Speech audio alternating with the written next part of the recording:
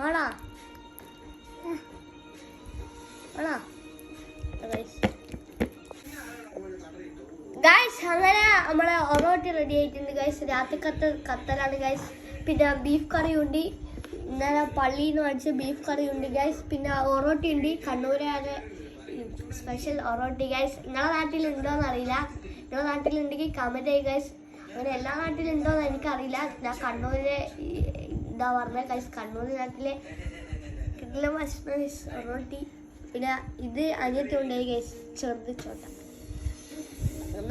Guys. അന്നെ ഇൻസ്റ്റയിൽ follow ചെയ്യുക, യൂട്യൂബിൽ സബ്സ്ക്രൈബും ചെയ്യുക, ഷെയർ ചെയ്യുക, ലൈക്ക് ചെയ്യുക. അപ്പോൾ യൂട്യൂബ് ചാനലിൻ്റെ പേര് ഷിഫാൻ 19 മെയിലാണ് ഗൈസ്.